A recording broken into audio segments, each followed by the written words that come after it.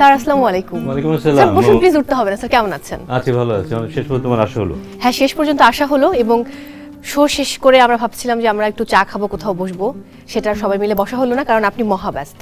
না, তুমি ব্যস্ত ছিল, আসলে আমার খুব ইচ্ছে ছিল, বাট আমরা ডিফারেন্টলি খুব তাড়াতাড়ি বসবো একদিন। না, নিশ্চয়ই বসবো, তবে আমি খুবই খুবই থ্যাঙ্কস আপনার প্রতি। দর্শক, যেহেতু রমজান চলছে এবং আমি আজকে এসেছি আমার খুবই পছন্দের, খুবই শ্রদ্ধেয় এবং সর্বজন শ্রদ্ধেয় বলবো আমি বিসিবির ডিরেক্টর নাজমুল আবেদীন ফাহিম স্যারের বাসায়, এবং তার সঙ্গে আড্ডা দিব, চা খাবো, গল্প হবে, তার অনেক অজানা তথ্য আপনাদেরকে জানাবো। আর আপনারা আমাদেরকে দেখছেন ইস্পাহানি মির্জাপুর স্মৃতিতে ভরপুর রমজান আয়োজনে। স্যার, আপনার জীবনে অনেক গল্প এবং আমার সুযোগ হয়েছে যে সেই গল্পগুলো কোনো একটা ইন্টারভিউর মাধ্যমে জানার। চা বাগানে চলে যাওয়া, একটু ক্রিকেটের প্রতি মনক্ষুণ্ণ হয়ে তারপর আপনি চলে গিয়েছিলেন, সেই সময়টা আপনার কেমন কাটতো?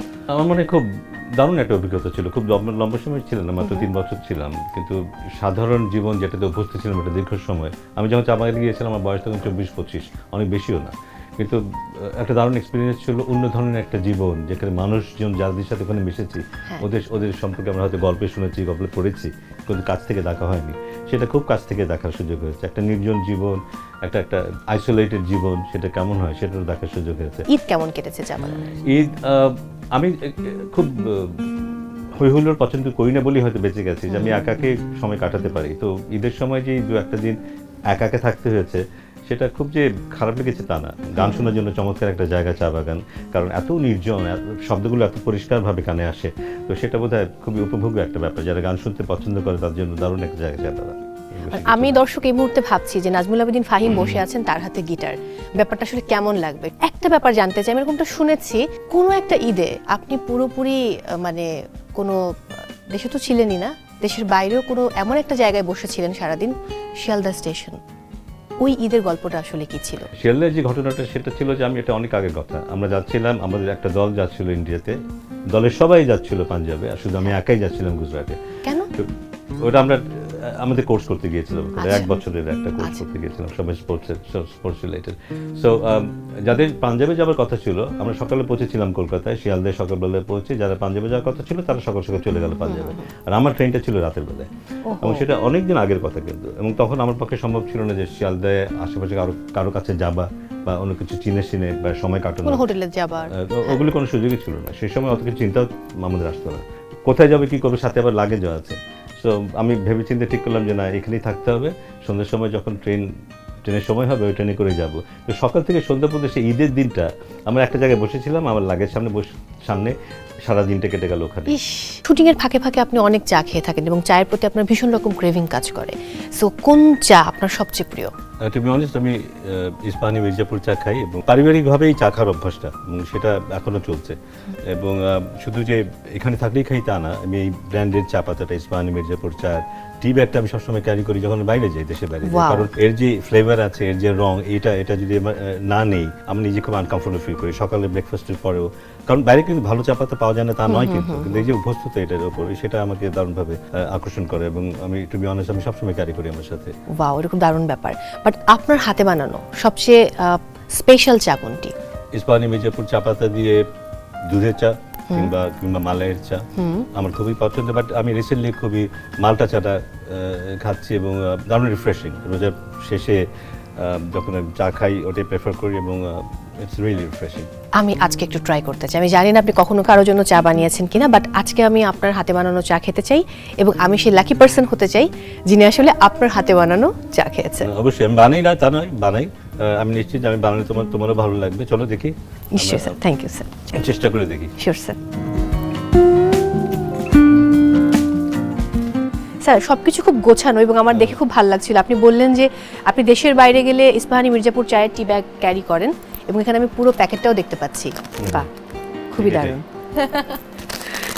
স্যার, আমি হেল্প করছি আপনাকে।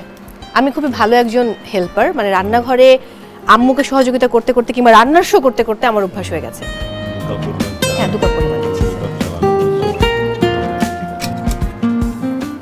স্যার, পানি গরম হতে হতে আমার কিছু প্রশ্ন আছে আপনার কাছে।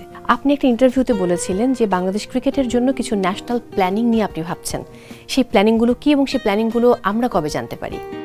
প্ল্যানিং বলতে আমরা কখনো দীর্ঘমেয়াদী সেভাবে পরিকল্পনা করি না। যেমন আমাদের এই যে একটা চ্যাম্পিয়ন্স ট্রফি শেষ হলো, এরপরে আমাদের বিশ্বকাপ 50 ওভারের বিশ্বকাপ আছে 2027-এ। এই পুরোটা জার্নিটা যে 2.5 বছর পরে একটা টুর্নামেন্ট হবে, ইন্টারন্যাশনাল টুর্নামেন্ট হবে আইসিসি, সেখানে আমরা স্টেপ বাই স্টেপ কিভাবে এগিয়ে নিয়ে যাবো এই দলটাকে, সেটা একটা লং টার্ম চিন্তা ভাবনা আমরা অলরেডি করা শুরু করেছি। এবং এটাতে যেটা দরকার হলো ক্রিকেট বোর্ডের অন্যান্য যেসব ডিপার্টমেন্টগুলো আছে সেগুলোর সাথে সমন্বয় করে একটা পরিকল্পনা তৈরি করা, যেন কোনোখানে ফাঁক না থাকে।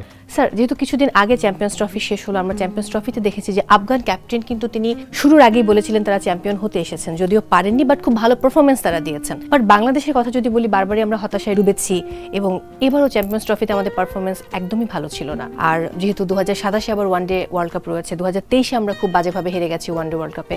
সো কি বলার আছে বা কি করার আছে আমাদের এই ন্যাশনাল টিমকে নিয়ে? যেটা হচ্ছে যে আমরা যে ফর্মেটের কথা বলছি, এটা 50 ওভারের একটা ফর্মেট ছিল। এখানে আমরা যদি দেখি যে 2015, 16, 17 এই সময়টা কিন্তু আমরা দারুণ 50 ওভারের টুর্নামেন্ট খেলছিলাম, কিন্তু খুব ভালো ছিল। এবং এই ফর্মেটে আমরা খুব ভালো করি, কিন্তু গত কয়েকটা বছর ধরে মোটেই ভালো করছি না। সো আমার মনে হয় যে এটা নিয়ে যথেষ্ট মনোযোগী ছিলাম না হয়তো আমরা, বা যতটুকু কাজ করা দরকার ততটুকু কাজ করিনি। যে সেটাকে আমরা আলাদাভাবে দেখছি এখন। আমরা চেষ্টা করবো যে এখানে যেসব লুপহোলসগুলো আছে সেগুলো যেন না থাকে। একটা খুব পরিকল্পিতভাবে যদি আমরা কিছু চিন্তা ভাবনা করতে পারি, কিছু কাজ করতে পারি, তাহলে হয়তো একটু ভালো দল নিয়ে যেতে পারবো। আমাদের ব্যাটিংটা নিয়ে আমাদের ক্রাইসিস আছে, সেটা নিয়ে আমরা আসলে কাজ করতে চাই। আমাদের বোলিংটা খুব ভালো হচ্ছে নিশ্চয়ই, কারণ আপনি যেহেতু বলছিলেন যে 2027-এ আবার ওয়ানডে ওয়ার্ল্ড কাপ রয়েছে, 2023-এ আমরা খুব বাজেভাবে হেরেছি এবং আবার চ্যাম্পিয়ন্স ট্রফি হলো সেখানে ওয়ানডে ফরম্যাটে। স্যার, পানিটা বোধহয় হয়ে এসছে, আমি একটু সরিয়ে দিচ্ছি। চা পাতা দেওয়ার সময় হয়ে গেল। জি স্যার। সেখানে আমরা একটু চা পাতা দিয়ে দিই, এখানে রাউন্ড অ্যাবাউট 2 স্পুনস। হ্যাঁ, 2 টিস্পুনস। ওকে স্যার, একটা ব্যাপার জানতে চাই। আমরা সবাই জানি যে আপনার হাত ধরে অনেক গুণী ক্রিকেটারদেরকে আমরা পেয়েছি। তাদেরকে যদি পারফরমেন্সের দিক দিয়ে মানে 1, 2, 3 এরকম বসাতে বলি, তাহলে স্যার কাকে আপনি এগিয়ে রাখবেন? সিরিয়াল করতে চাই না আমি, সবাই আমার খুব প্রিয়, সবাই যার যার জায়গা থেকে অবদান রেখেছে, এটা আমরা জানি। স্যার, আরেকটা প্রশ্ন আছে।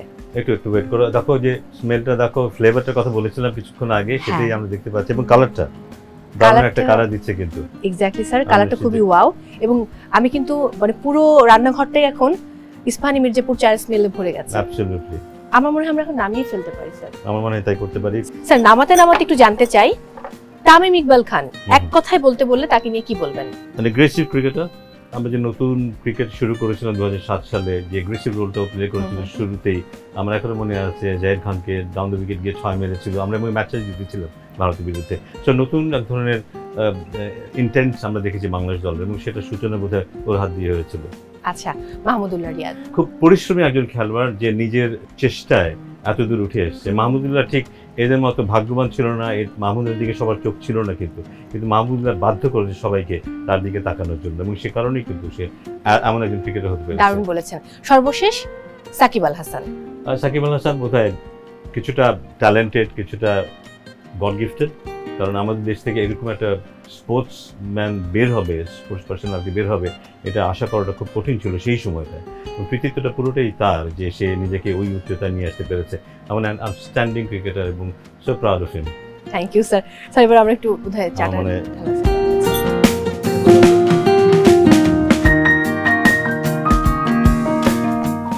স্যার, সুগার নাকি আমি এখানে হানিও দেখতে পাচ্ছি? আমার মনে হয় হানি প্রেফার করি আমরা। এক্স্যাক্টলি।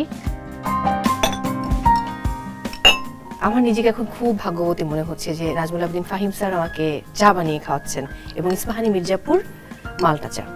এবং আমি খুব টেনশন আছি, কিন্তু ফাইনালি তুমি কি বলো কেমন হয় আমার চা? হ্যাঁ, আই হোপ ভালো হবে স্যার। So do I. এবার আসল জিনিসটা আসি, মালটার রসটা, যেটা পুরো স্বাদটাকে বদলে দেবে।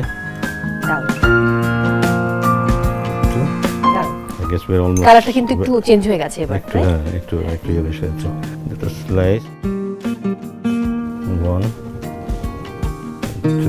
2 স্লাইস দিয়ে দিলাম।